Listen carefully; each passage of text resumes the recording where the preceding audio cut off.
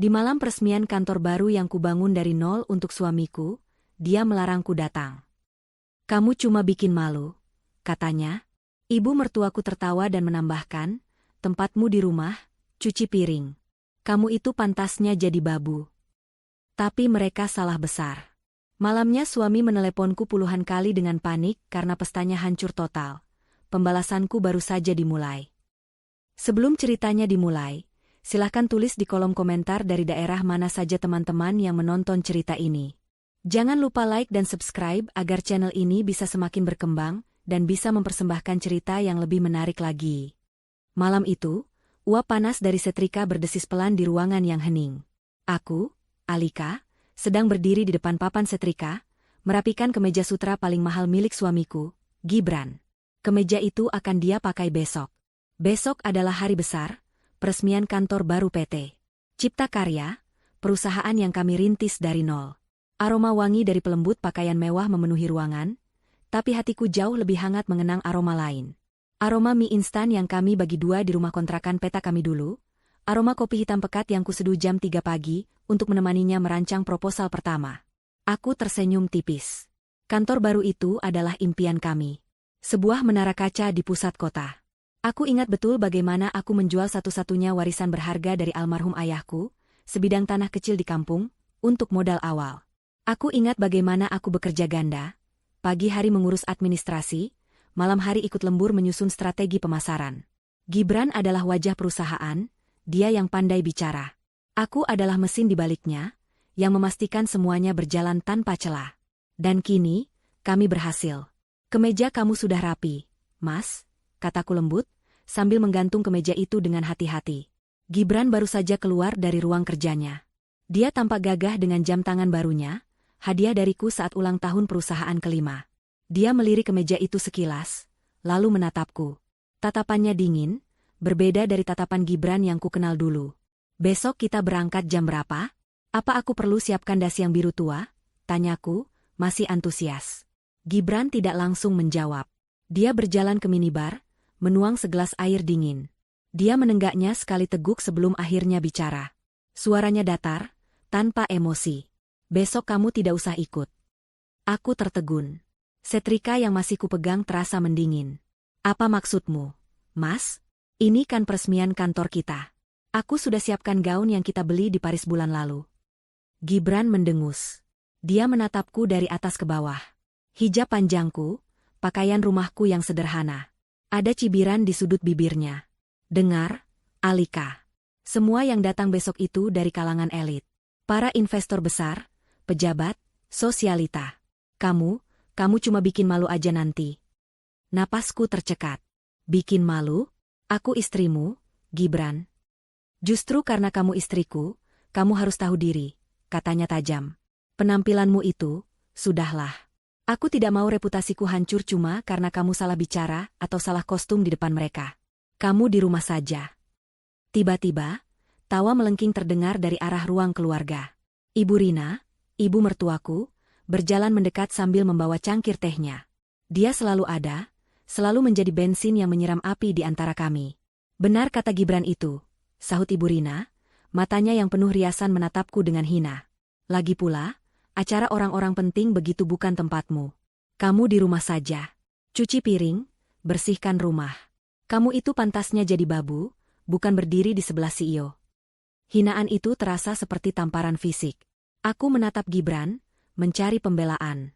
Mencari sisa-sisa pria yang dulu menangis di bahuku saat tender pertama kami gagal. Tapi Gibran hanya diam. Dia membuang muka, seolah membenarkan setiap kata yang diucapkan ibunya. Baginya, aku yang membantunya membangun istana ini dari gundukan tanah, kini tidak lebih berharga dari seorang pembantu. "Sudah, jangan dibahas lagi. Ini keputusanku," kata Gibran final. Dia lalu sibuk dengan ponselnya, mengetik sesuatu dengan cepat, ada senyum tipis di wajahnya. Dadaku sesak.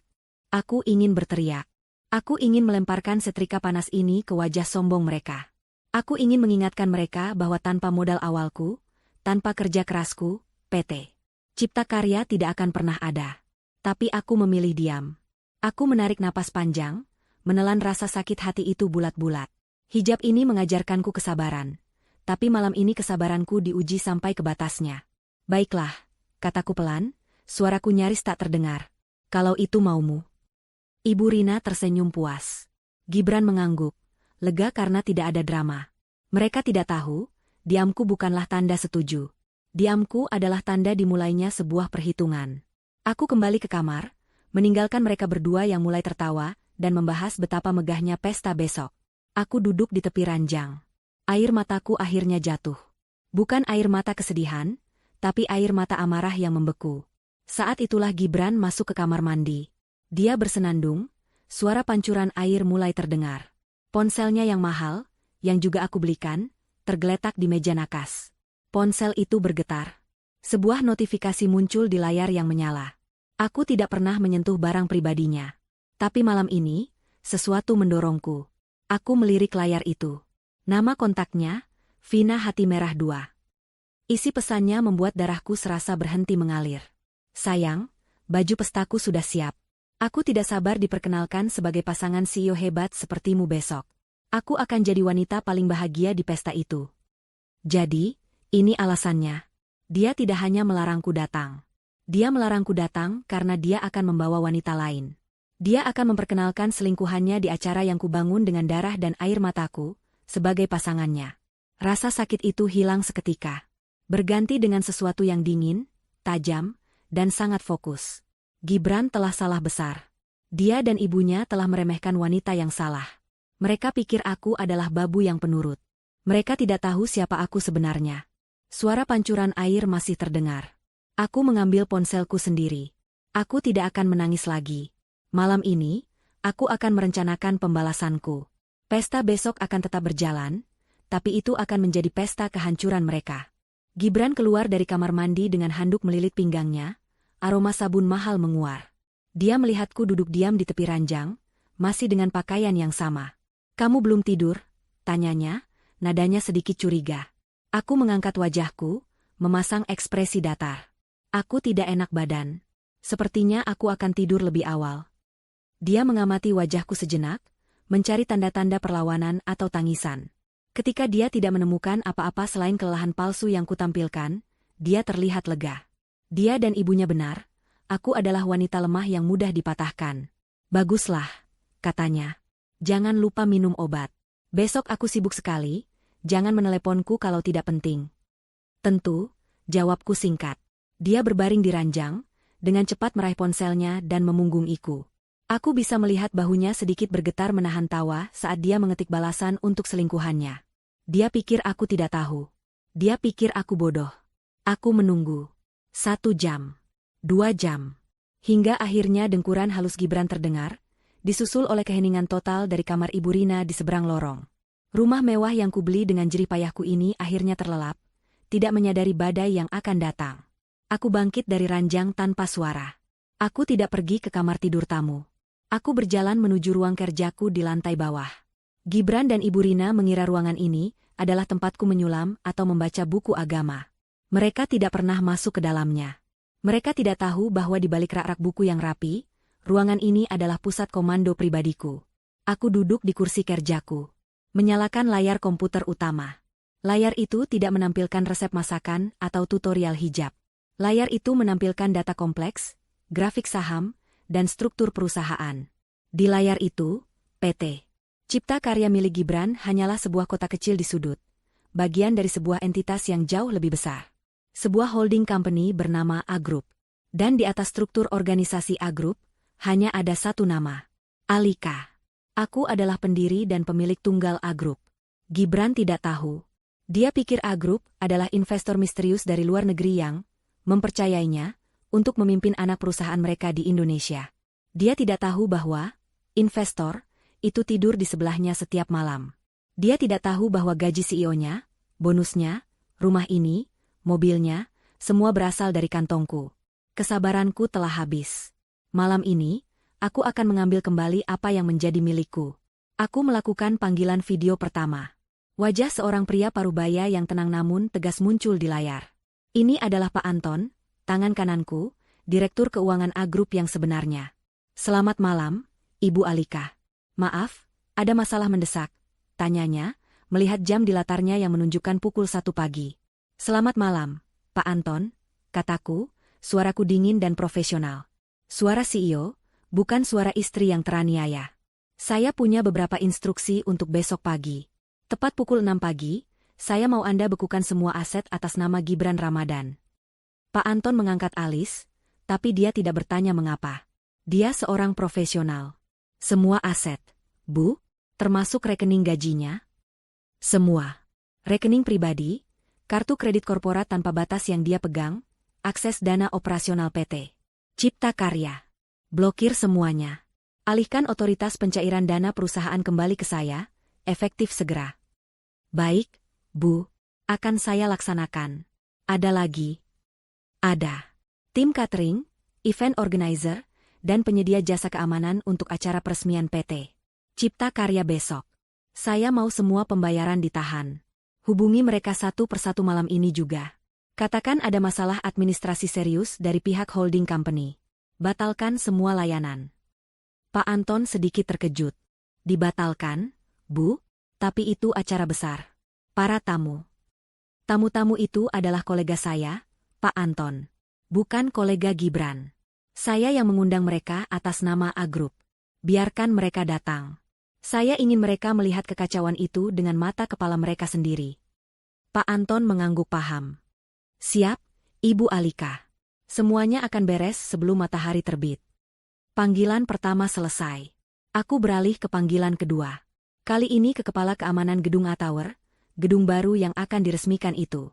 Gedung yang, tentu saja, juga milikku. "Selamat malam, Pak Kepala Keamanan," sapaku. "Ibu Alika. Selamat malam. Ada yang bisa kami bantu?" "Persiapan untuk acara besok sudah 90%, lapornya bangga. Ada perubahan rencana. Besok, tidak ada peresmian apapun. Acara atas nama PT Cipta Karya dibatalkan." Pria itu terdiam bingung. "Dibatalkan? Tapi, Bu, Pak Gibran?" "Pak Gibran bukan pemilik gedung ini. Saya pemiliknya. Perintah saya jelas. Tutup akses lift eksekutif menuju ballroom utama. Matikan pendingin udara dan sistem suara di area itu. Saya tidak mau ada satupun orang bisa masuk ke ballroom," tegasku. "Biarkan lobi utama tetap terbuka. Biarkan para tamu dan wartawan berkumpul di sana." "Siap, laksanakan, Ibu Alika." Panggilan kedua selesai. Roda pembalasan telah berputar. Langkah terakhir. Aku membuka aplikasi perjalanan. Aku tidak akan ada di rumah besok untuk mencuci piring. Aku memesan 1 tiket first class ke Bali untuk penerbangan paling pagi, pukul 5.30. Aku juga memesan private villa termewah di Uluwatu, dengan pemandangan langsung ke samudra. Semuanya kutagih ke rekening utamaku di A Group. Aku berkemas. Bukan koper besar. Hanya 1 tas kabin kecil.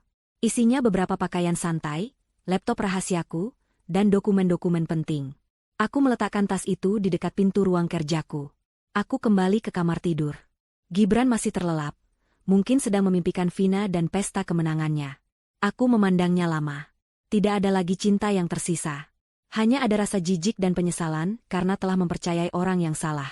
Aku menyetel alarm di ponselku. Pukul 4 pagi. Aku berbaring di sebelah Gibran, menutup mataku. Mereka ingin aku menjadi babu. Besok, dari villa mewahku di tepi pantai, aku akan menunjukkan kepada mereka apa yang bisa dilakukan oleh babu ini. Aku akan menghancurkan istana pasir yang dia bangun di atas pengkhianatannya. Dan aku akan melakukannya sambil menikmati pijatan dan air kelapa muda. Pukul 4 pagi, alarm di ponselku bergetar pelan di bawah bantalku. Aku segera mematikannya, tidak membiarkan bunyinya membangunkan Gibran yang masih terlelap dalam kebohongan. Aku bangkit dari tempat tidur seperti bayangan, setiap gerakanku terukur dan senyap. Aku sudah mandi dan berganti pakaian di ruang kerjaku tadi. Hijab instan ku kenakan dengan cepat. Aku mengambil tas kabin kecilku yang sudah siap di dekat pintu ruang kerja. Aku berhenti sejenak di depan pintu kamar tidur utama, memandang Gibran. Wajahnya yang damai dalam tidur kini terlihat asing dan menjijikan. Tanpa ragu, aku melangkah pergi. Aku tidak memesan taksi ke rumah. Gibran bisa saja melacaknya. Aku berjalan kaki beberapa blok, menyusuri jalanan komplek yang sepi dan gelap, hingga tiba di jalan raya utama. Dari sanalah aku menghentikan taksi biasa, membayarnya dengan uang tunai yang selalu kusiapkan untuk keadaan darurat. Sepanjang perjalanan ke bandara, aku menatap lampu-lampu kota yang mulai meredup menjelang fajar. Tidak ada air mata. Tidak ada keraguan. Yang ada hanya perasaan lega yang dingin, seolah sebuah beban berat yang telah kupikul bertahun-tahun akhirnya terlepas. Aku telah memberinya segalanya, cintaku, kesetiaanku, hartaku. Dia membalasnya dengan hinaan dan pengkhianatan. Sekarang, saatnya dia membayar. Penerbangan first class itu sunyi. Aku tidur sebentar, tidur paling nyenyak dalam setahun terakhir. Saat pesawat mendarat di Bali, matahari baru saja mulai hangat. Udara pulau itu menyambutku dengan aroma garam dan bunga Kamboja. Sebuah mobil pribadi, yang telah diatur oleh asistenku di A Group, sudah menungguku.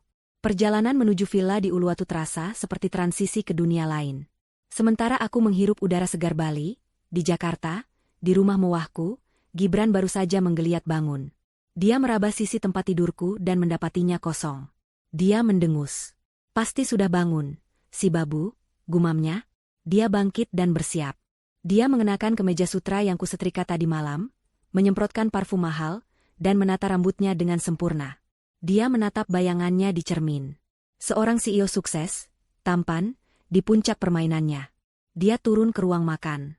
Ibunya, Ibu Rina, sudah duduk di sana, mengenakan pakaian terbaiknya, siap untuk pesta putranya. Mana Alika? Belum menyiapkan sarapan? Tanya Ibu Rina sinis. Entahlah, Bu, mungkin masih di kamar. Merajuk, kata Gibran acuh tak acuh. Baguslah. Biar dia tidak mengganggu.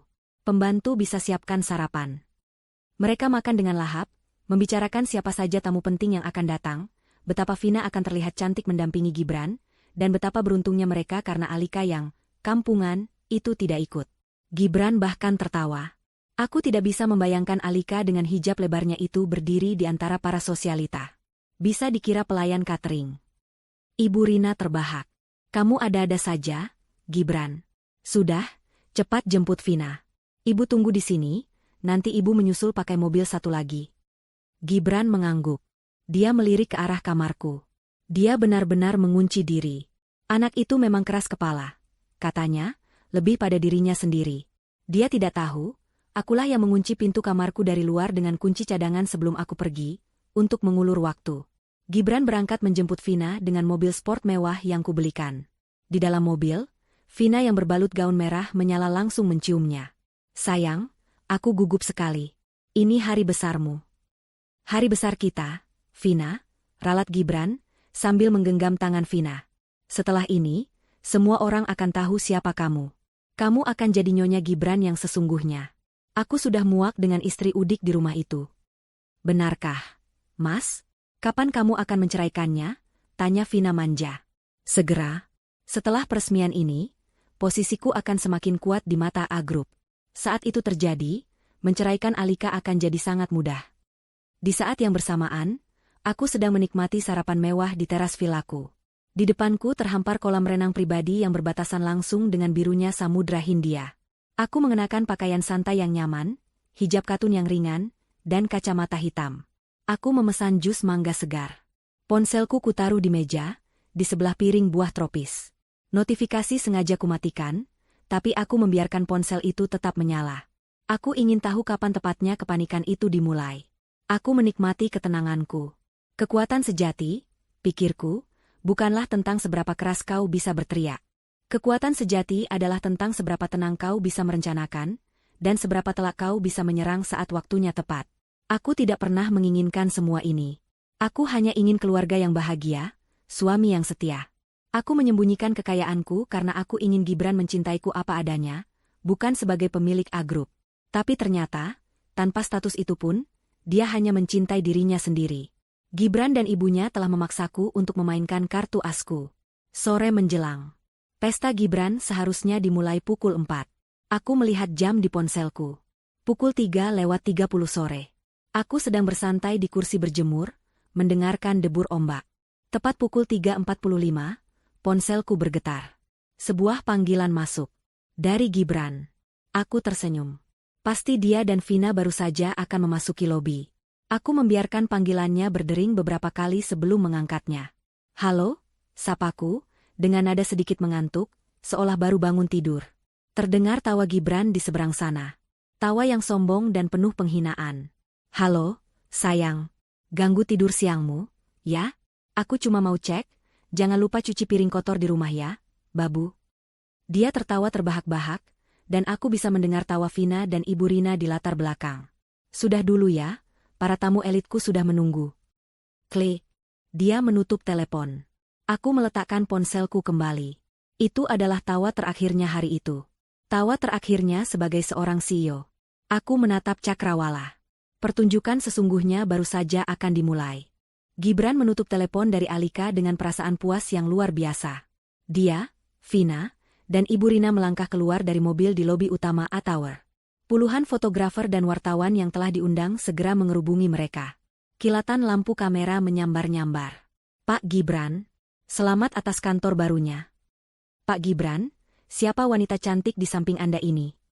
Gibran tersenyum lebar, merangkul pinggang Vina dengan posesif. Ini Vina, rekan spesial saya, katanya, memberikan jawaban menggantung yang memancing spekulasi. Vina tersenyum malu-malu, sementara Ibu Rina berdiri dengan dagu terangkat, bangga luar biasa. Mereka berjalan di atas karpet merah yang seharusnya menuju pintu masuk yang megah. Tapi saat mereka tiba di depan pintu kaca otomatis yang besar, suasana mulai terasa aneh. Lobi itu megah, berlantaikan marmer impor yang berkilauan. Namun, lobi itu penuh sesak. Bukan penuh sesak oleh tamu yang menikmati minuman selamat datang, melainkan penuh sesak oleh tamu-tamu yang berdiri dalam kelompok-kelompok kecil, tampak bingung dan kesal. Musik instrumental yang seharusnya mengalun lembut tidak terdengar. Layar digital raksasa di belakang meja resepsionis, yang seharusnya menampilkan video selamat datang, Grand Opening PT Cipta Karya, hanya menampilkan layar hitam kosong. Ada apa ini? Tanya Ibu Rina, nadanya mulai jengkel. Kenapa tamunya dibiarkan menumpuk di lobi? Tidak profesional sekali. Gibran juga mulai merasa tidak nyaman. Dia melihat beberapa investor penting yang dia kenal sedang berbicara dengan nada tinggi kepada staf gedung. Mungkin ada sedikit masalah teknis, kata Gibran, mencoba menenangkan Vina yang mulai cemberut. Sayang, di mana minumannya? Aku haus, keluh Vina. Sabar. Kita langsung naik ke ballroom saja, putus Gibran. Dia berjalan dengan angkuh menuju barisan lift eksekutif yang terpisah. Lift ini khusus untuk jajaran direksi dan tamu VVIP, langsung menuju ballroom di lantai 50. Dia mengeluarkan kartu akses emasnya, kartu CEO. Dia menempelkan kartu itu ke sensor. Lampu sensor berkedip merah. Akses ditolak. Kening Gibran berkerut. Dia mencoba lagi. Bip. Akses ditolak. Lift sialan. Umpatnya pelan. Dia mencoba lift di sebelahnya. Hasilnya sama. Keringat dingin mulai muncul di pelipisnya. Gibran, ada apa? Tanya Ibu Rina, suaranya semakin keras, menarik perhatian beberapa tamu di dekatnya. Kenapa liftnya tidak terbuka? Kamu ini CEO-nya, kan? Panggil petugasnya. Gibran panik. Dia berbalik dan berteriak ke arah meja resepsionis. Petugas. Keamanan. Ada apa dengan lift ini? Seorang manajer gedung berseragam rapi, yang sejak tadi sibuk ditarik-tarik oleh para tamu, berlari kecil menghampiri Gibran. Wajahnya pucat dan penuh keringat. Pak Gibran, maaf, Pak. Ada masalah, katanya gugup. Masalah apa? Saya lihat masalahnya. Liftnya mati. Tamu saya menumpuk di lobi. Catering di mana? Musik di mana? Ini acara peresmian saya, sembur Gibran. Itu dia masalahnya, Pak. Manajer itu menelan ludah. Kami baru saja mendapat instruksi mendadak 1 jam yang lalu. Instruksi langsung dari holding company. Jantung Gibran berdebar kencang. Instruksi apa? Saya tidak memberi instruksi apa-apa. Instruksi untuk membatalkan semua fasilitas acara PT Cipta Karya, Pak, kata manajer itu lirih, seolah takut didengar. Semua layanan dibatalkan. Catering diminta putar balik di lobi barang. Tim audio-video diperintahkan untuk mengemasi peralatan mereka. Listrik dan pendingin udara di ballroom lantai 50. Sudah dipadamkan. Dunia Gibran seakan runtuh dalam sekejap. Dibatalkan? Siapa yang berani membatalkan? Saya CEO-nya. A Group mempercayai saya. Perintahnya datang langsung dari Dewan Direksi Tertinggi A Group, Pak. Mereka bilang. Bilang apa? Bentak Gibran. Mereka bilang, Anda sudah tidak punya wewenang lagi, Pak. Suara manajer itu, meskipun pelan, Terdengar seperti ledakan bom di lobi yang mendadak hening. Para tamu dan wartawan yang berada dalam jangkauan pendengaran, terdiam. Lalu, bisik-bisik dimulai. Apa katanya? Tidak punya wewenang. Acaranya dibatalkan. Dia dipecat di hari peresmiannya. Kilatan lampu kamera kini bukan lagi memotret kesuksesan, tapi memotret skandal. Para wartawan merangsek maju, mikrofon teracung ke wajah Gibran yang pucat pasi. Pak Gibran, benarkah Anda dipecat? Siapa yang membatalkan acara ini? Apa yang sebenarnya terjadi dengan A Group? Vina, yang otaknya cepat memproses kata, tidak punya wewenang, langsung melepaskan rangkulannya di lengan Gibran. Wajahnya yang cantik berubah menjadi panik dan jijik. Dia mundur selangkah. Ibu Rina histeris. Kalian bohong. Ini pasti sabotase. Kalian semua iri dengan kesuksesan anak saya. Gibran, telepon atasanmu. Telepon investor itu. Gibran seperti robot. Tangannya gemetar hebat saat dia mengeluarkan ponselnya. Dia mencoba menelepon Pak Anton, yang dia pikir adalah direktur keuangannya. Panggilan itu langsung masuk ke kotak suara. Nomor yang Anda tuju sedang tidak aktif. Dia mencoba menelepon manajer banknya. Pak Gibran, maaf sekali. Saya baru dapat email. Semua kartu kredit korporat dan rekening perusahaan atas nama Anda dibekukan efektif 1 jam yang lalu.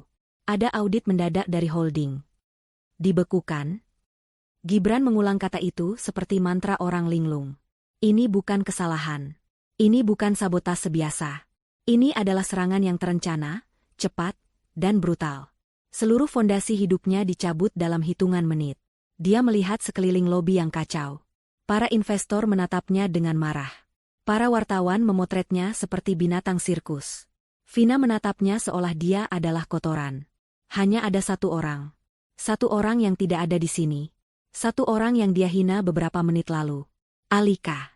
Dia tidak tahu kenapa, tapi instingnya mengatakan Alika tahu sesuatu. Mungkin Alika mengadu pada A Group, tapi mengadu apa? Dengan tangan gemetar, dia mencari nama Alika di kontaknya. Dia menekan tombol panggil. Dia perlu melampiaskan kemarahannya. Dia perlu seseorang untuk disalahkan. Saat ponsel itu berdering di telinganya, manajer gedung yang malang itu mendekat lagi. Pak Gibran, maafkan saya. Saya harus memberitahu Anda ini. Apalagi? Teriak Gibran frustrasi. Perintah pembatalan ini ada surat resminya, baru saja terkirim ke email kami. Perintah ini ditandatangani secara digital oleh pemilik sah Group. Siapa? Siapa namanya? Manajer itu menatap layar tabletnya. Atas nama Ibu Alika. Ibu Alika Hadinata. Gibran membeku. Nama itu, nama istrinya. Tapi, Hadinata? Nama keluarga Alika? Dia bahkan tidak pernah peduli siapa nama keluarga istrinya. Alika? Bisiknya. Dia menatap ponsel di tangannya, yang masih berdering, mencoba terhubung ke Alika. Suara di seberang sana akhirnya terangkat. Halo? Suara Alika terdengar tenang, jauh, dan diiringi debur ombak. Suara Alika di seberang telepon terdengar begitu tenang. Terlalu tenang. Suara debur ombak yang menjadi musik latarnya terdengar seperti ejekan di telinga Gibran, yang kini berdiri di tengah lobi yang riuh oleh kekacauan. Alika. Gibran berteriak ke telepon, suaranya pecah dan histeris. Seluruh tubuhnya gemetar, antara amarah dan ketakutan yang luar biasa. Para wartawan semakin merangsek maju, mengabadikan setiap detik kehancurannya. Kamu di mana? Apa yang sudah kamu lakukan? Kenapa acaranya dibatalkan? Di seberang sana, di villa mewahnya di Bali, Alika menyesap jus mangganya pelan. Dia membetulkan posisi kacamata hitamnya, menatap lautan biru yang berkilauan. Loh, Mas? Kok teriak-teriak? Bukannya lagi pesta? Acaranya kan sudah mulai? Suaranya terdengar polos, pura-pura bingung. Jangan pura-pura bodoh, Alika, raung Gibran. Dia seperti singa yang terluka. Manajer gedung bilang, kamu yang membatalkan semuanya. Dia menyebut namamu. Alika Hadinata. Siapa itu? Apa maksud semua ini? Di lobi, Ibu Rina mendengar nama Alika disebut. Wajahnya yang tadi pucat kini memerah karena murka. Alika? Berani-beraninya perempuan itu. Dia pasti main dukun. Dia menyabotase acara anakku. Gibran, kasih teleponnya ke ibu. Gibran, dalam kepanikannya, menyerahkan ponsel itu kepada ibunya. Ibu Rina langsung menyalak. Haha, Alika. Dasar istri tidak tahu diri. Kamu pakai ilmu hitam apa? Hah? Kamu merusak pesta anak saya. Kamu mau saya kutuk jadi perawan tua?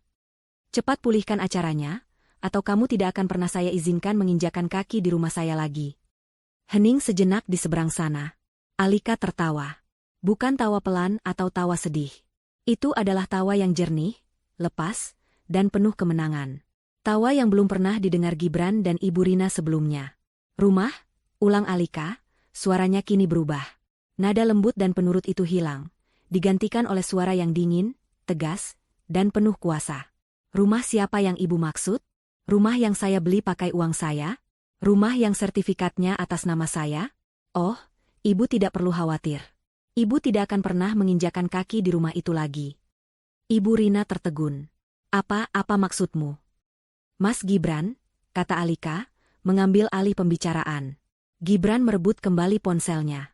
Manajer gedung itu tidak salah. Akulah yang membatalkan semuanya. Aku, Alika Hadinata, pendiri dan pemilik Tunggal A Group. Perusahaan yang kamu pimpin itu, PT Cipta Karya, hanyalah anak perusahaan kecil yang modal awalnya saja pakai uang hasil jual tanah warisan ayahku. Kamu hanya CEO boneka yang aku gaji, Gibran. Ponsel itu hampir terlepas dari genggaman Gibran. Darah serasa surut dari wajahnya, membuatnya terlihat seperti mayat hidup. Kamu bohong. Kamu. A Group itu investor dari Swiss. Kamu cuma istriku. Aku istrimu, potong Alika. Istri yang kamu sebut, bikin malu. Istri yang kamu bilang, pantasnya jadi babu. Istri yang kamu larang datang ke pestanya sendiri, karena kamu sibuk mau membawa selingkuhanmu, si Vina itu kan. Vina, yang namanya disebut, tersentak kaget. Dia tidak menyangka istri Gibran tahu. Bagaimana? Gibran tergagap. Kamu pikir aku bodoh, Gibran? Aku diam bukan berarti aku buta. Dan sekarang, permainanmu selesai. Gibran limbung. Dia hampir jatuh jika tidak berpegangan pada meja resepsionis. Ini tidak mungkin. Ini mimpi buruk. Alika, istrinya yang berhijab lebar, yang selalu menurut, yang dia anggap bodoh dan kampungan, adalah pemilik A Group? Pemilik gedung ini? Pemilik hidupnya? Alika. Sayang, ini pasti salah paham. Gibran mengubah nadanya seketika. Dari raungan singa menjadi rengekan anak kucing. Sayang, tolong jangan bercanda seperti ini. Para tamu melihatku. Ini reputasiku. Reputasimu? Alika tertawa lagi, kali ini sinis. Reputasimu sudah hancur saat kamu memutuskan untuk mengkhianatiku. Saat kamu lebih memilih menuruti ibumu untuk menghinaku. Reputasimu selesai saat kamu mengirim pesan mesra pada Vina tadi malam. Kepanikan Gibran mencapai puncaknya. Dia tidak peduli lagi dengan para wartawan, para tamu, atau bahkan Vina dan ibunya. Dia harus memohon pada Alika. Sayang, aku mohon, aku di mana? Kamu di mana? Aku akan ke sana sekarang. Aku akan minta maaf. Aku akan sujud di kakimu. Tolong, nyalakan lagi pestanya. Aku mohon, Alika. Oh, Mas. Maaf, kata Alika dengan nada ringan yang dibuat-buat. Aku lagi sibuk. Seperti kata ibu tadi pagi, aku lagi cuci piring. Alika, jangan begini. Ini tidak lucu. Tentu saja tidak lucu. Tapi ini sangat memuaskan, jawab Alika. Aku lagi di Bali, Mas. Menikmati pemandangan dari private villaku. Kamu tahu, piring-piring di Hotel Bintang 5 ini bersih sekali. Tidak seperti piring kotor yang kamu suruh aku cuci di rumah. Bali? Teriak Gibran, putus asa. Iya. Selamat menikmati kekacauanmu, Gibran. Oh, dan satu lagi. Semua kartu kreditmu sudah diblokir. Rekeningmu dibekukan. Dan surat pemecatanmu sedang dalam perjalanan. Jangan repot-repot pulang ke rumah, karena rumah itu sudah diganti kuncinya. Klik. Alika menutup telepon. Gibran menatap layar ponselnya yang kini gelap. Hening. Seluruh lobi menatapnya. Dia mencoba menelepon lagi. Panggilan ditolak. Dia telepon lagi. Ditolak. Lagi. Ditolak. 5 panggilan. 10 panggilan. 20 panggilan. Puluhan panggilan histeris dia lakukan, tapi Alika tidak lagi mengangkatnya. Nomornya diblokir. Dia beralih menelepon Ibu Rina. Ibu. Ibu di mana? Ibu di mobil. Ibu tidak tahan malu.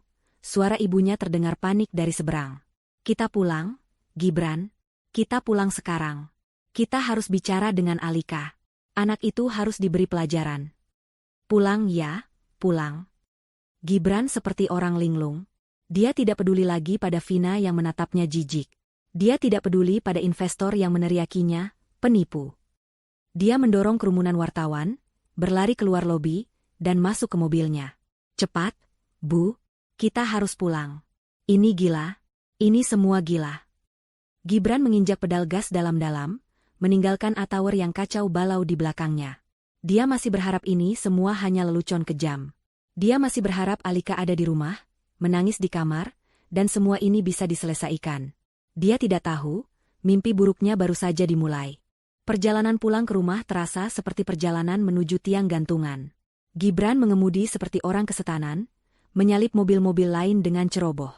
Ibu Rina di kursi penumpang terus-menerus mengomel, menyumpah serapah, menyalahkan Alika, Vina, manajer gedung, dan semua orang kecuali dirinya dan putranya. Berani-beraninya dia, istri durhaka. Pasti dia mencuri uangmu, Gibran. Dia pasti memalsukan dokumen. Tidak mungkin perempuan bodoh seperti dia bisa punya perusahaan sebesar itu. Ini pasti akal-akalan dia, cerocos Ibu Rina tanpa henti. Gibran tidak menjawab. Otaknya bekerja keras, mencoba mencerna informasi yang baru saja dia terima. Alika adalah A Group. Alika adalah atasannya.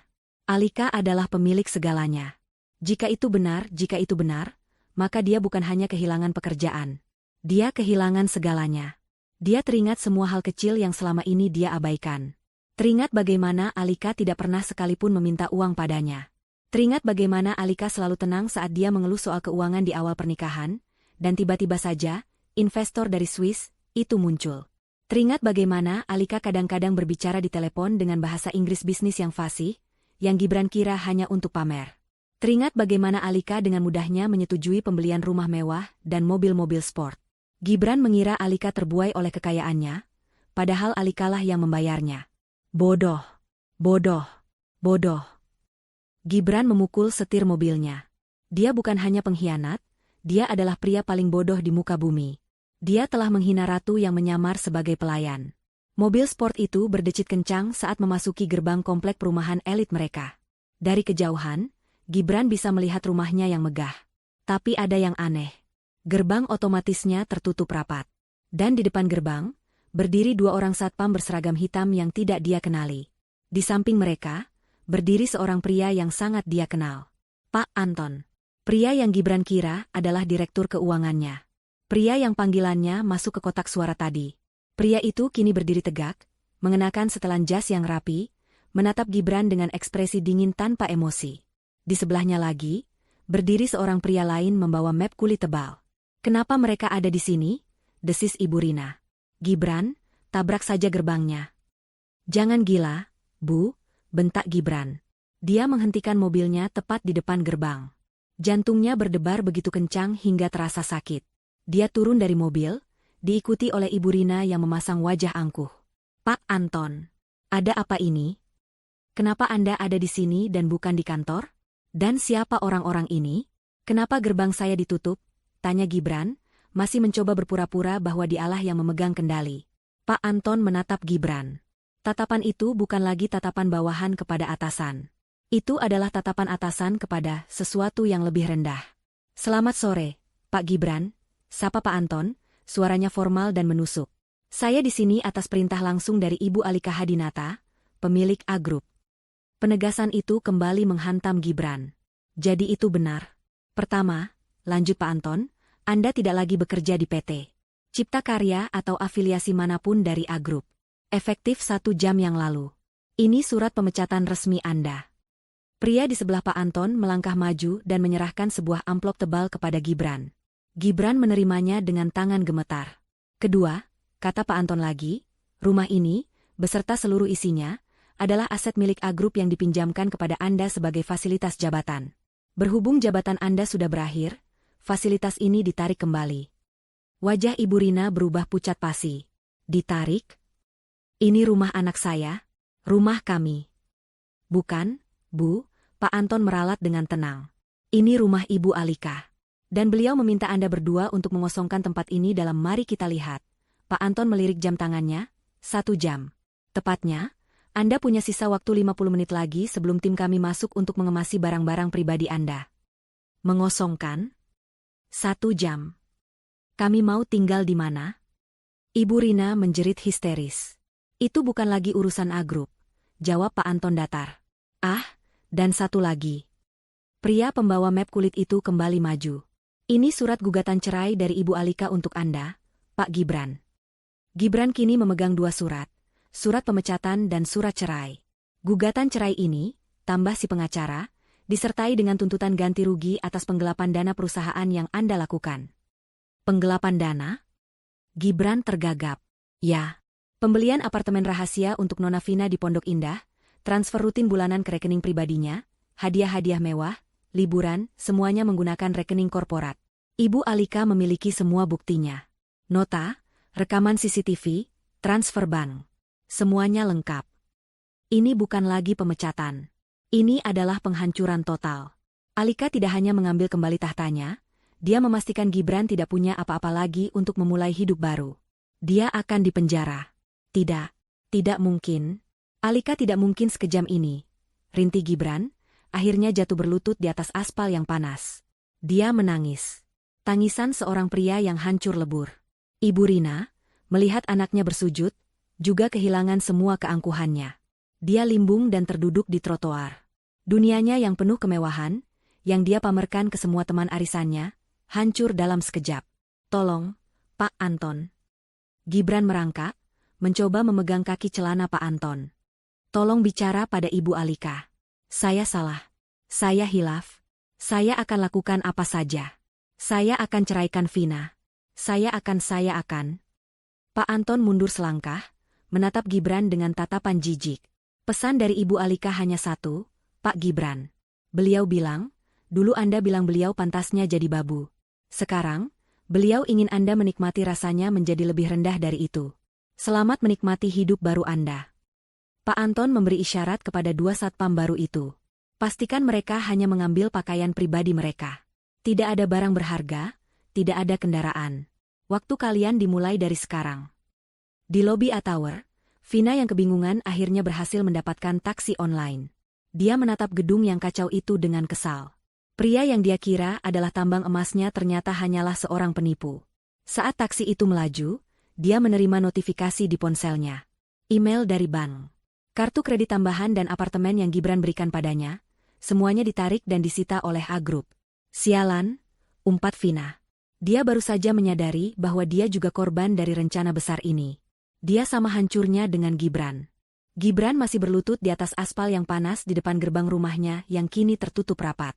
Surat pemecatan dan surat gugatan cerai di tangannya terasa lebih berat dari batu. Di sebelahnya, Ibu Rina terduduk lemas di trotoar, tatapannya kosong, masih tidak percaya dengan apa yang baru saja terjadi. Kemewahan yang menjadi napasnya telah dicabut dalam sekejap. Pak Anton berdiri seperti patung, diapit 2 satpam baru yang berwajah keras. Mereka tidak menunjukkan belas kasihan. Waktu kalian berjalan, Pak Gibran, Ibu Rina, kata Pak Anton, suaranya datar. 50 menit. Ibu Rina tersentak dari lamunannya. Wajah kosongnya seketika berubah menjadi murka. Aku tidak mau pergi. Ini rumahku. Aku ibunya Gibran. Gibran yang membelikan rumah ini. Dia bangkit berdiri, mencoba menerobos gerbang. Alika, keluar kamu, perempuan licik. Kamu tidak bisa mengusirku. Salah satu satpam itu maju selangkah. Tubuhnya yang tegap menghalangi jalan Ibu Rina. Maaf, Bu.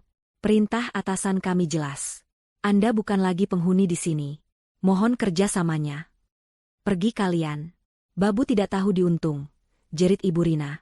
Gibran bangkit dengan sisa-sisa tenaganya. Dia menarik lengan ibunya.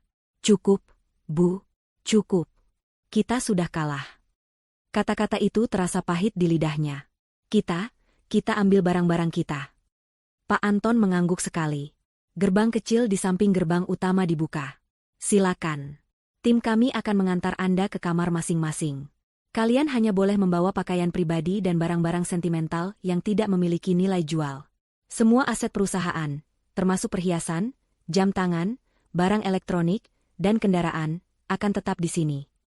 Ini adalah penghinaan terakhir. Mereka digiring masuk rumah mereka sendiri seperti pencuri. Satu satpam mengawal Gibran ke kamar utama, satu lagi mengawal Ibu Rina ke kamarnya. Di depan pintu kamar mereka, masing-masing sudah disiapkan 2 buah kotak kardus besar yang masih baru.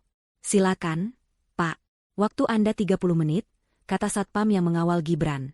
Gibran masuk ke kamar yang megah itu. Aroma parfum Alika yang lembut masih tertinggal. Di atas meja rias, semua perlengkapan Alika sudah tidak ada. Lemari pakaian di sisi Alika juga kosong. Dia sudah merencanakannya. Dia sudah pergi jauh sebelum ini. Gibran membuka lemarinya sendiri. Puluhan setelan jas impor tergantung rapi. Kemeja-kemeja sutra. Di laci, berderet jam tangan mewah, beberapa di antaranya bernilai miliaran. Dia mengulurkan tangan untuk mengambil jam favoritnya. Maaf, Pak, suara satpam itu menghentikannya. Itu fasilitas perusahaan. Tangan Gibran mengepal. Dia berbalik, membuka laci pakaian dalamnya. Dia mulai melempar kaos oblong, celana dalam, dan kaos kaki ke dalam kotak kardus. Dia mengambil beberapa celana jeans lama dan kemeja kasual yang sudah pudar warnanya. Dia bahkan tidak diizinkan membawa koper. Hanya kotak kardus coklat yang memalukan. Sementara itu, di kamar sebelah, jeritan histeris Ibu Rina terdengar. Jangan sentuh itu. Itu tasku. Aku yang beli. Gibran mendengar suara satpam yang tenang. Maaf, Bu. Tas ini terdaftar dalam audit aset. Ini dibeli menggunakan kartu kredit korporat. Kurang ajar. Ini perhiasanku. Berlian ini asli. Gibran yang belikan. Maaf, Bu. Perintah tetap perintah. Anda hanya boleh membawa pakaian. Ibu Rina menangis sejadi-jadinya. Dia melempar pakaian-pakaian mahalnya ke dalam kotak, sambil terus mengutuk Alika. Iblis berhijab. Perempuan ular. Aku tidak akan memaafkanmu, Alika. Aku akan menyumpahimu sampai 7 turunan. Gibran menutup matanya. Kutukan ibunya terdengar kosong. Mereka sudah tidak punya apa-apa lagi untuk dikutuk. Selesai mengemas, Gibran duduk di tepi ranjang. Dia melihat satu foto di meja nakas. Foto pernikahan mereka. Alika tersenyum begitu tulus, matanya berbinar bahagia. Dia terlihat cantik dalam balutan hijab pengantinnya. Gibran mengambil bingkai foto itu, hendak memasukkannya ke kotak. Foto itu juga tinggal, Pak, kata si satpam. Bingkainya terbuat dari perak murni. Aset perusahaan. Gibran membanting foto itu ke lantai. Kaca pecah berderai. Wajah bahagia Alika kini tertutup retakan. Ambil semuanya, teriak Gibran frustrasi. Dia menutup kotak kardusnya dengan kasar. Waktu habis. Gibran dan Ibu Rina digiring kembali ke lobi rumah. Pak Anton dan si pengacara sudah menunggu di dekat pintu keluar. Satu hal lagi, kata si pengacara. Ibu Alika, atas kebaikan hatinya, masih memikirkan nasib ibu Anda, Bu Rina. Ibu Rina mendongak, ada sedikit harapan di matanya. Ibu Alika sudah membayarkan uang sewa sebuah rumah kontrakan sederhana di daerah pinggir kota. Cukup untuk 6 bulan. Ini alamatnya, si pengacara menyerahkan secari kertas. Setelah 6 bulan, Ibu Rina diharapkan bisa mengurus dirinya sendiri. Rumah kontrakan, desis Ibu Rina. Setelah semua ini, dia memberiku rumah kontrakan? Penghinaan macam apa ini? Bagaimana dengan saya?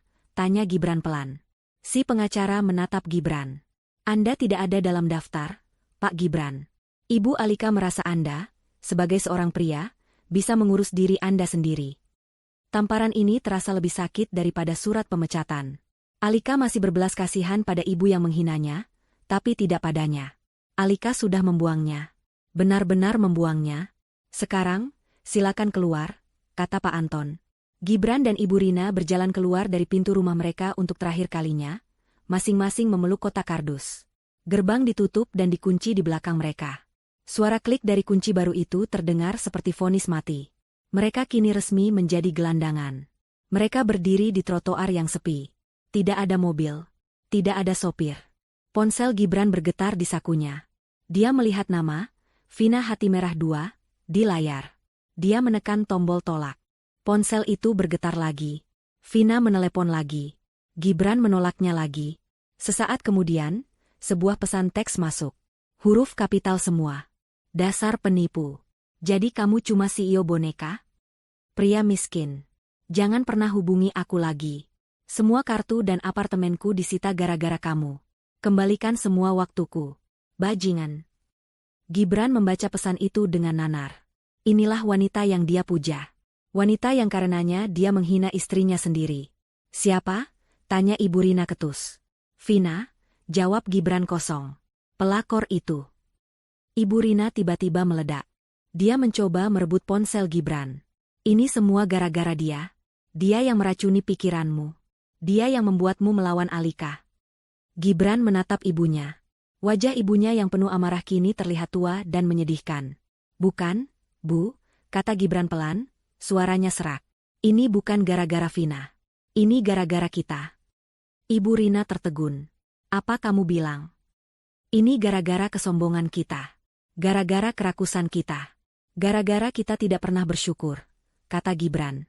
Gara-gara ibu menyebut Alika, Babu, dan aku membiarkannya. Itu adalah pengakuan pertama. Pengakuan yang terlambat. Ibu Rina tidak bisa menjawab. Mereka terdiam. Tidak ada yang bisa dikatakan lagi. Matahari mulai terbenam, mewarnai langit dengan warna oranye yang ironisnya indah. Mereka harus berjalan kaki. Dua orang yang tadinya adalah raja dan ratu, kini berjalan gontai keluar dari komplek mewah, memeluk kotak kardus berisi sisa-sisa hidup mereka. Saat mereka tiba di pos satpam utama untuk menunggu taksi, sebuah taksi online berhenti di seberang jalan, menurunkan penumpang. Gibran tidak sengaja melihat ke dalam taksi itu saat pintunya terbuka. Itu Vina. Dia pasti baru saja kembali ke apartemennya yang kini sudah disita. Vina juga melihat Gibran. Dia melihat Gibran yang berkeringat, kemejanya kusut, memeluk kotak kardus. Dia melihat Ibu Rina yang rambutnya acak-acakan. Matanya menyipit penuh kebencian. Taksi itu mulai melaju melewati mereka. Vina menurunkan kaca jendelanya. Dia tidak berkata apa-apa. Dia hanya meludah ke aspal, tepat di arah Gibran berdiri. Miskin, teriaknya. Lalu taksi itu melesat pergi, meninggalkan Gibran yang membeku di tempat. Dihina istri, dipecat, diusir, dikhianati selingkuhan. Dan sekarang, diludahi. Kehancurannya telah sempurna. Perjalanan menuju alamat baru mereka adalah siksaan panjang. Gibran berhasil mendapatkan taksi setelah menunggu hampir setengah jam, menahan malu di pos satpam. Sopir taksi menatap mereka dan kotak kardus mereka dengan curiga. Perjalanan itu membawa mereka semakin jauh dari pusat kota yang gemerlap, semakin jauh dari menara-menara kaca dan jalanan yang bersih. Mereka masuk ke area yang semakin padat, semakin kumuh, dan semakin bising. Ibu Rina tidak berhenti mengeluh. AC-nya tidak dingin. Taksi ini bau rokok. Kenapa jalannya lambat sekali? Kamu yakin alamat ini benar, Gibran? Alika pasti menjebak kita. Dia mengirim kita ke tempat pembuangan sampah. Gibran hanya diam, memalingkan wajah ke jendela. Dia tidak punya tenaga untuk berdebat. Setiap keluhan ibunya adalah pengingat akan kesalahannya sendiri. Dialah yang membuat mereka ada di sini. Setelah lebih dari 1 jam, taksi itu berhenti di depan sebuah gang sempit yang bahkan tidak bisa dimasuki mobil. Sudah sampai, Pak. Rumahnya di dalam gang itu, nomor 27, kata sopir taksi. Gibran membayar ongkos taksi dengan sisa uang tunai terakhir di dompetnya. Uangnya kini benar-benar habis. Ibu Rina menatap gang becek di depannya dengan ngeri. Tidak. Ibu tidak mau masuk ke sana. Itu bukan rumah. Itu sarang tikus. Gibran, ibu tidak mau. Kita tidak punya pilihan, Bu, bentak Gibran, rasa frustrasinya akhirnya meledak. Dia menarik kotak kardusnya keluar dari bagasi. Ibu mau tidur di jalan malam ini? Silakan. Saya akan masuk. Gibran melangkah masuk ke gang sempit itu, menyeret kotaknya. Ibu Rina, dengan air mata berlinang, terpaksa mengikutinya. Mereka menjadi tontonan warga setempat yang duduk-duduk di depan rumah mereka. Bisikan dan tawa kecil mengikuti langkah mereka. Rumah nomor 27 adalah sebuah rumah petak kecil di ujung gang. Ket dindingnya sudah mengelupas di mana-mana. Pagar besinya berkarat. Gibran membuka pintu yang tidak dikunci itu. Bau pengap dan lembab langsung menyergap hidung mereka. Rumah itu persis seperti yang Ibu Rina takutkan. Satu ruang tamu kecil yang hanya berisi 2 kursi kayu tua. 2 kamar tidur sempit yang hanya muat 1 kasur kapuk tipis di lantai. Dan 1 kamar mandi jongkok yang kotor. Tidak ada pendingin ruangan. Hanya ada 1 kipas angin langit-langit yang berdebu di ruang tamu. Ibu Rina menjatuhkan kotaknya. Dan dia mulai menjerit. Bukan jeritan marah, tapi jeritan putus asa yang melengking. Tidak, Aak. Aku tidak mau tinggal di sini. Panas. Bau. Kotor. Gibran, lakukan sesuatu. Telepon Alika. Suruh dia berhenti bersandiwara. Aku ibumu, Gibran. Suruh dia minta maaf padaku. Dia ambruk ke lantai yang kotor, menangis meraung-raung. Gibran bersandar di dinding yang lembab. Dia mengeluarkan ponselnya. Dia tahu ini sia-sia, tapi dia tetap mencobanya. Dia menelepon Alika. Nomor yang Anda tuju telah memblokir panggilan Anda. Dia mencoba menelepon Pak Anton. Diblokir. Dia mencoba menelepon kantor. Nomornya sudah tidak terdaftar. Nomor kita diblokir. Bu, katanya pelan. Tidak ada yang bisa kita hubungi. Ini rumah kita sekarang. Malam pertama adalah neraka. Panasnya minta ampun. Kipas angin itu hanya memutar udara pengap. Nyamuk berpesta di kulit mereka yang tidak terbiasa. Ibu Rina tidak berhenti menangis dan mengeluh sampai akhirnya tertidur, karena kelelahan di atas kasur kapuk yang keras. Gibran tidak bisa tidur. Dia duduk di ruang tamu yang gelap, ditemani suara cekcok tetangga sebelah dan raungan motor yang lewat di jalan raya. Dia lapar. Sejak sarapan mewah tadi pagi, yang terasa seperti sudah 1000 tahun lalu, mereka belum makan apa-apa. Dia memeriksa dompetnya. Kosong. Dia memeriksa aplikasi bank di ponselnya. Semua rekeningnya menampilkan saldo 0. Dibekukan. Dia tidak punya uang sepeser pun. Dia, Gibran Ramadan, mantan CEO, tidak punya uang untuk membeli sebungkus mie instan. Ironis, mengingat dulu dia dan Alika sering berbagi mie instan karena cinta. Sekarang dia akan kelaparan karena pengkhianatan. Hari-hari berikutnya terasa semakin berat. Ibu Rina menolak melakukan apapun. Dia hanya duduk di kursi kayu, melamun, atau menangis, atau menyalahkan Gibran. Rumah itu semakin kotor. Piring bekas makan bubur yang Gibran beli dengan sisa uang koin terakhir, menumpuk di dapur. Bu, setidaknya cuci piring, kata Gibran. Apa? Kamu menyuruhku cuci piring? Kamu lupa aku ini siapa? Aku ibumu. Dan aku anakmu yang sudah tidak punya apa-apa, balas Gibran. Kita tidak punya babu lagi, Bu. Alika benar. Sekarang, ibu yang harus cuci piring. Atau kita makan pakai daun. Gibran, didorong oleh rasa lapar dan putus asa, terpaksa melakukan apa yang belum pernah dia lakukan. Dia mengambil tumpukan piring kotor itu, pergi ke kamar mandi, dan mulai mencucinya dengan sabun colek batangan yang ada di sana. Dia, yang tangannya terbiasa memegang pulpen mahal dan setir mobil sport, kini berlumuran busa sabun kotor. Sementara itu, karma untuk Ibu Rina datang dari arah lain. Ponselnya, yang paket datanya masih aktif, mulai dibanjiri pesan dari teman-teman arisannya. Rina, kamu di mana? Kok tidak datang ke pesta anakmu? Rin, aku dengar gosip. Benar Gibran dipecat? Ya ampun, Rin, aku baru lihat videonya di akun gosip. Itu Gibran diusir dari kantornya. Kan? Dan itu Vina meludahi dia? Memalukan sekali. Berita kehancuran Gibran menyebar seperti api. Lengkap dengan foto Gibran yang berlutut di depan Pak Anton, dan video memalukan saat Vina meludahinya. Nama Ibu Rina, yang selalu sombong dan pamer, kini menjadi bahan tertawaan. Dia dikeluarkan dari grup WhatsApp arisan mewahnya. Teman-teman sosialitanya memblokir nomornya. Dia terisolasi. Putus asa karena tidak punya uang, Ibu Rina teringat sesuatu. Dia masih punya harta karunnya. Perhiasan dan tas yang ada di dalam dompetnya saat dia diusir. Itu tidak banyak, tapi cukup untuk bertahan hidup. Gibran, antar ibu ke toko emas, katanya suatu hari. Dengan sisa tenaga, Gibran menemaninya berjalan kaki ke pasar terdekat. Ibu Rina, dengan sisa keangkuhannya, masuk ke sebuah toko emas kecil. Dia mengeluarkan kalung berlian yang selalu dia banggakan. Koko, saya mau jual ini. Ini berlian asli, lihat.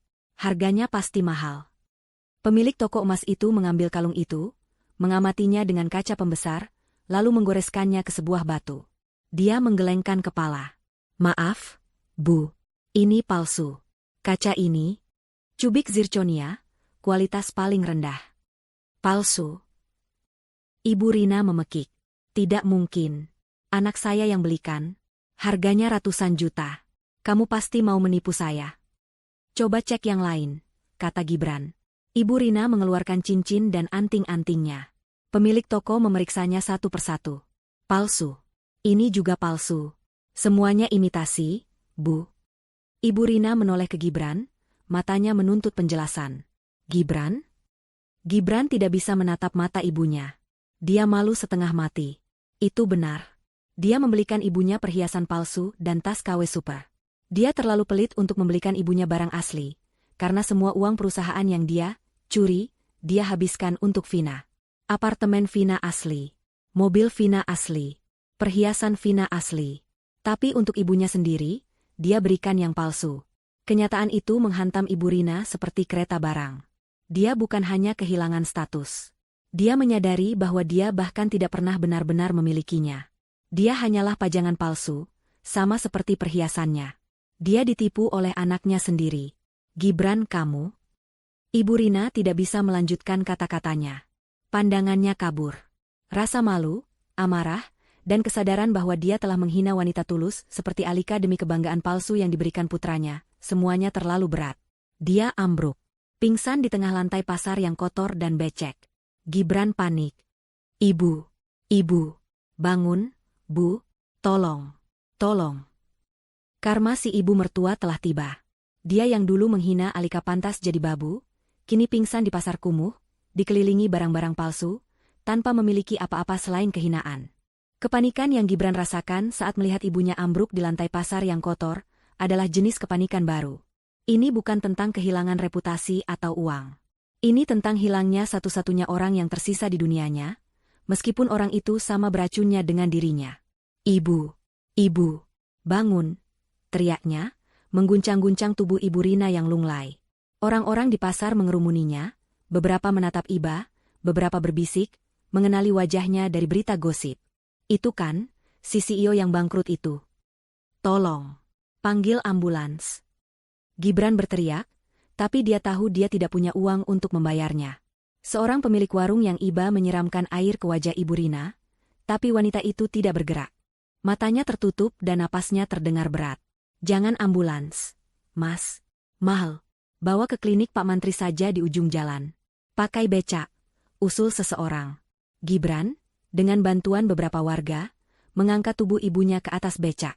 Dia berjanji pada tukang becak akan membayarnya nanti, sebuah janji kosong yang membuatnya semakin merasa hina. Klinik kecil itu berbau obat dan kesengsaraan. Pak Mantri, seorang pria tua yang tampak lelah, memeriksa Ibu Rina dengan cepat. Dia mengukur tekanan darahnya. Matanya langsung menatap Gibran dengan serius.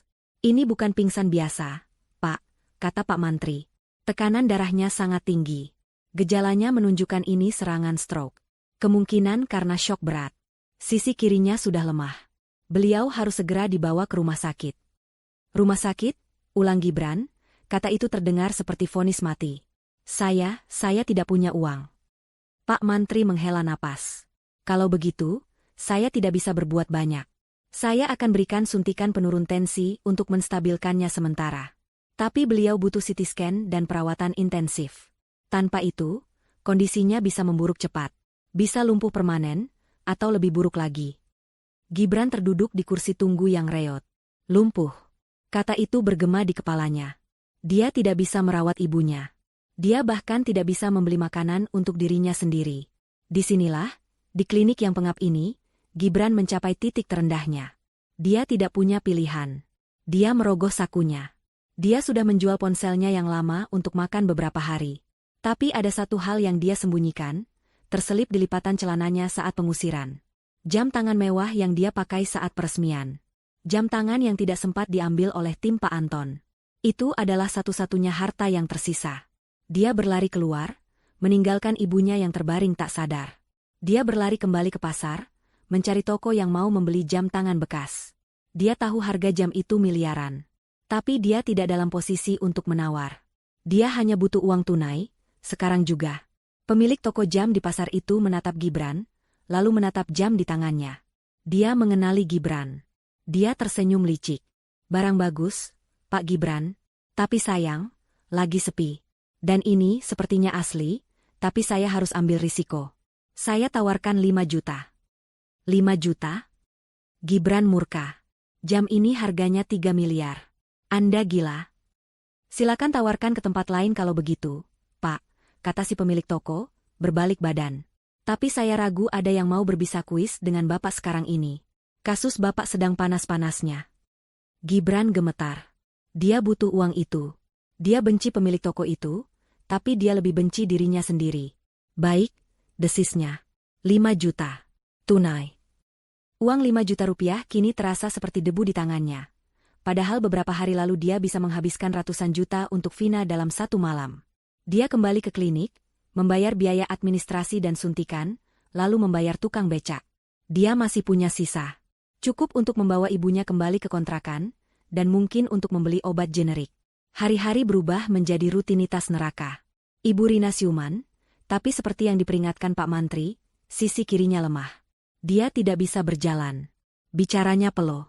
Wanita yang dulu angku dan lantang itu, kini hanya bisa terbaring di kasur kapuk yang bau, mengompol, dan merengek seperti bayi. Dia membutuhkan perawatan penuh. Dan Gibran yang harus melakukannya. Gibran, yang seumur hidupnya dilayani, kini harus membersihkan kotoran ibunya. Dia harus menyuapinya bubur. Dia harus memandikannya. Uang 5 juta itu habis dengan cepat untuk obat dan makanan. Rasa putus asa itu berubah menjadi kebencian yang pekat. Dia benci Alika. Dia benci ibunya. Dia benci hidupnya. Dia harus mencari kerja. Tapi siapa yang mau mempekerjakan Gibran Ramadan? CEO penipu, yang fotonya terpampang di setiap akun gosip? Dia mencoba melamar menjadi kasir minimarket. Manajernya tertawa di depannya. Dia mencoba menjadi sopir ojek online. Akunnya ditolak karena riwayat kasusnya. Akhirnya, satu-satunya pekerjaan yang bisa dia dapatkan adalah di tempat kehancurannya dimulai. Pasar. Seorang kepala preman pasar menawarinya pekerjaan sebagai kuli angkut. Mengangkat karung-karung beras, mendorong gerobak sayuran busuk, membersihkan sisa-sisa ikan di pagi buta. Gibran, dengan sisa harga dirinya yang tercabik-cabik, menerimanya. Pekerjaan itu menghancurkan fisiknya. Tangannya yang dulu mulus kini kapalan dan melepuh. Punggungnya sakit setiap malam. Dia dibayar harian, cukup untuk membeli bubur untuk ibunya dan sebungkus nasi untuknya. Dia bekerja dari jam 3 pagi sampai jam 3 sore. Dia pulang ke kontrakan dengan bau keringat, bau ikan, dan bau sampah. Ibu Rina, dalam kondisinya yang setengah sadar, seringkali menangis saat Gibran menyuapinya. Maafkan, Ibu. Gibran, katanya terbata-bata. Sudahlah, Bu, makan saja, jawab Gibran ketus. Penderitaan ini tidak membuatnya menjadi anak yang lebih baik. Penderitaan ini hanya membuatnya semakin pahit. Suatu sore, saat dia sedang mengangkut karung kentang, dia melihat sebuah koran bekas di tumpukan sampah. Ada wajah Alika di halaman depan. Wajah itu tersenyum cerah, hijabnya terlihat begitu mahal dan anggun. Judul beritanya, Alika Hadinata meluncurkan Alika Foundation untuk pemberdayaan perempuan. Di situ tertulis lokasi dan tanggal peluncuran. Lusa, di Ballroom Hotel Indonesia. Sebuah ide gila, sebuah harapan terakhir, muncul di benaknya. Ini adalah kesempatannya. Bukan untuk minta maaf. Dia sudah terlalu jauh dari kata itu.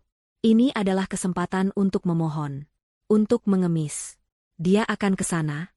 Dia akan menemui Alika. Dia akan bersujud di depannya di depan semua orang. Dia tidak peduli lagi dengan harga diri. Dia hanya ingin uang. Dia hanya ingin keluar dari neraka ini. Dia akan membuat perhitungan terakhir dengan istrinya. Pertemuan terakhir yang akan menentukan nasibnya. Ballroom Hotel Indonesia berkilauan dengan cahaya kristal dan dipenuhi oleh orang-orang paling berpengaruh di negeri ini. Para menteri, pengusaha papan atas, selebriti, dan aktivis sosial berkumpul, bukan untuk peresmian kantor, tapi untuk acara yang jauh lebih bermakna. Peluncuran Alika Foundation. Di atas panggung, Alika berdiri dengan anggun. Hijab sutra berwarna gading membingkai wajahnya yang tenang dan penuh wibawa. Gaunnya sederhana namun elegan. Di matanya, tidak ada lagi jejak kesedihan atau keraguan. Yang ada hanya kekuatan. Banyak wanita, katanya, suaranya jernih dan kuat, menggema di seluruh ruangan melalui mikrofon, yang dipaksa diam. Dibuat merasa kecil. Dibuat percaya bahwa mereka tidak berharga. Dibuat percaya bahwa tempat mereka hanyalah di rumah, untuk mencuci piring. Malam ini, saya berdiri di sini untuk mengatakan, suara kita berharga. Mimpi kita penting. Dan kita, lebih dari pantas untuk memimpin. Tepuk tangan membahana. Pak Anton, yang kini menjabat sebagai wakil ketua yayasan, berdiri di barisan depan, bertepuk tangan paling keras. Alika Foundation, lanjut Alika, didirikan untuk menjadi rumah bagi mereka yang suaranya dibungkam. Kami akan memberikan bantuan hukum bagi wanita korban KDRT. Kami akan memberikan modal dan pelatihan bisnis bagi para ibu rumah tangga yang ingin mandiri. Kami akan membangun kembali mimpi-mimpi yang telah dihancurkan. Karena saya percaya, di balik setiap wanita yang diremehkan, ada seorang ratu yang siap untuk bangkit. Lagi, tepuk tangan riuh memenuhi ruangan. Alika tersenyum, senyum tulus yang memancarkan kebahagiaan. Ini adalah pesta kemenangannya yang sesungguhnya. Acara pidato selesai. Alika turun dari panggung, disambut ucapan selamat dari para tamu. Para wartawan mengerumuninya. Kali ini bukan untuk meliput skandal, tapi untuk meliput inspirasi. Ibu Alika, apa yang menginspirasi Anda mendirikan yayasan ini? Ibu Alika, Anda adalah ikon baru pemberdayaan perempuan. Saat Alika sedang menjawab pertanyaan dengan ramah, tiba-tiba terjadi keributan di pintu servis di ujung ruangan. Dua petugas keamanan tampak kewalahan mendorong seseorang yang berusaha menerobos masuk. Lepaskan aku. Aku harus bicara dengannya. Alika. Alika. Seluruh ruangan mendadak hening. Musik berhenti. Para tamu menoleh ke sumber keributan. Dari kerumunan petugas, sesosok pria berhasil lolos. Dia kotor. Pakaiannya kumal, robek di beberapa bagian. Rambutnya gimbal dan berminyak. Wajahnya kurus, cengklungan, dan dipenuhi cambang yang tidak terurus. Bau keringat dan pasar yang menyengat langsung tercium bahkan dari jarak beberapa meter. Pria itu berlari, tersaruk-saruk, dan ambruk tepat di kaki Alika. Gibran. Para wartawan terkesiap. Kamera langsung menyala, mengabadikan momen yang luar biasa kontras itu. Sang ratu yang anggun dan si pengemis yang kotor. Alika. Gibran menangis, air matanya membasahi lantai marmer yang mahal. Dia bersujud, memegang ujung gaun Alika. Alika, aku mohon maafkan aku. Petugas keamanan bergerak cepat untuk menyeretnya pergi. Tunggu, kata Alika. Suaranya tenang, tapi mematikan. Para petugas berhenti. Alika menatap pria di kakinya. Pria yang dulu begitu tampan dan angkuh. Pria yang dulu menghinanya. Pria yang kini terlihat lebih menyedihkan daripada pengemis di lampu merah. Gibran, katanya. Ibu sakit. Alika, Gibran terisak, tidak berani menatap wajah istrinya. Ibu kena stroke. Dia lumpuh. Kontrakan kita bau panas. Aku tidak punya uang. Aku kerja jadi kuli angkut di pasar. Aku tidak kuat lagi, Alika, tolong, kasih aku uang. Sedikit saja. Untuk ibu. Demi ibumu juga, tolong. Dia menangis sejadi-jadinya. Tangisan seorang pria yang telah benar-benar hancur. Alika menatapnya tanpa ekspresi selama beberapa detik. Dia kemudian berjongkok, persis seperti yang pernah dia bayangkan, hingga wajahnya sejajar dengan wajah Gibran. Wajah Gibran penuh ingus dan air mata. Ibu Rina? Tanya Alika pelan, tapi mikrofon kecil di gaunnya menangkap setiap kata. Ibu yang bilang aku pantasnya jadi babu? Ibu yang tertawa saat kamu melarangku datang ke pestaku sendiri? Ibu yang menyuruhku cuci piring? Gibran gemetar. Dia sudah dapat karmanya, Alika. Dia sudah dihukum. Tolong kasihanilah dia. Alika tersenyum tipis. Senyum yang sangat dingin. Dan kamu, Gibran? Kamu yang bilang aku, bikin malu. Kamu yang bilang aku, udik, dan kampungan. Kamu yang membawa selingkuhanmu ke acara yang kubangun dengan darahku. Dia berdiri tegak, menjulang di atas Gibran yang masih bersujud. Dulu, kamu bilang aku bikin malu di depan tamu elitmu. Sekarang, lihat dirimu. Di depan semua tamu elitku, siapa yang sedang mengemis di lantai seperti sampah? Siapa yang bikin malu sekarang? Gibran tidak bisa menjawab. Dia hanya bisa menangis. Alika menarik napas. Dia berbalik ke arah Pak Anton. Pak Anton. Sesuai rencana kita. Pak Anton mengangguk. Dia melangkah maju. Pak Gibran.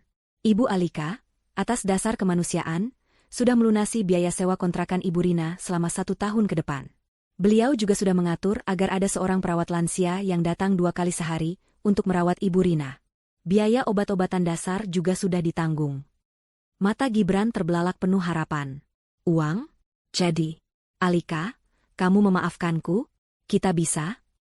Saya melakukan itu, potong Alika, suaranya kembali menggelegar. bukan untukmu. Dan bukan untuknya. Saya melakukannya karena agama saya melarang saya membiarkan orang lain menderita, sekalipun dia adalah musuh yang telah menghinaku. Kewajiban saya sebagai manusia selesai sampai di situ. Harapan di wajah Gibran padam. Adapun kamu, Gibran? Alika menatapnya. Kamu masih muda. Kamu masih sehat. Kamu masih kuat untuk mengangkat karung di pasar. Dulu kamu menghina pekerjaanku yang tidak terlihat. Sekarang, nikmati pekerjaanmu yang dilihat semua orang. Dia berbalik membelakangi Gibran. Keamanan, katanya tegas. Tolong antarkan, Pak, Gibran ini keluar dari acaraku. Pastikan dia tidak pernah lagi muncul di hadapanku. Tidak. Alika. Jangan. Kasih aku kesempatan kedua. Alika. Aku masih suamimu. Gibran berteriak panik saat petugas keamanan yang sigap mengangkat tubuhnya. Alika berhenti, tapi tidak berbalik. Oh, aku lupa, katanya. Akta cerai kita sudah terbit sejak minggu lalu, Gibran. Kita sudah bukan siapa-siapa. Itu adalah paku terakhir di peti mati Gibran. Dia diseret keluar ballroom, berteriak, meronta, memanggil nama Alika. Pintu ballroom yang besar dan mewah itu ditutup dengan pelan di depannya, membungkam teriakannya. Di dalam, Alika kembali menghadap para tamunya yang terdiam. Dia tersenyum tenang. Maafkan saya atas gangguan kecil tadi, katanya. Itu adalah contoh nyata, mengapa yayasan ini perlu ada. Mari kita lanjutkan. Masih banyak wanita hebat di luar sana yang menunggu untuk kita bantu. Tepuk tangan yang meledak setelah itu jauh lebih gemuruh dari sebelumnya. Para tamu tidak hanya melihat seorang filantropis. Mereka baru saja melihat seorang ratu yang mengambil kembali tahtanya dengan keadilan yang setimpal. Beberapa bulan kemudian, Alika berdiri di balkon kantor barunya di lantai teratas A Tower, menatap matahari terbenam yang membanjiri Jakarta dengan cahaya keemasan. Yayasan miliknya sukses besar. Perusahaannya semakin maju. Dia akhirnya menemukan kedamaian. Jauh di bawah sana, di sebuah pasar yang becek, seorang pria kurus dengan tatapan kosong sedang mendorong gerobak berisi sisa-sisa sayuran busuk. Dia berhenti sejenak untuk mengelap keringat. Matanya menangkap selembar koran bekas yang terinjak-injak di lumpur. Ada foto Alika di sana, tersenyum, menerima penghargaan sebagai wanita paling berpengaruh tahun ini. Gibran menatap foto itu lama. Tidak ada lagi air mata. Hanya ada kehampaan yang abadi. Dia meludah ke tanah, lalu dengan marah menendang gerobaknya, dan terus mendorongnya ke dalam kegelapan malam. Karmanya telah lunas terbayar.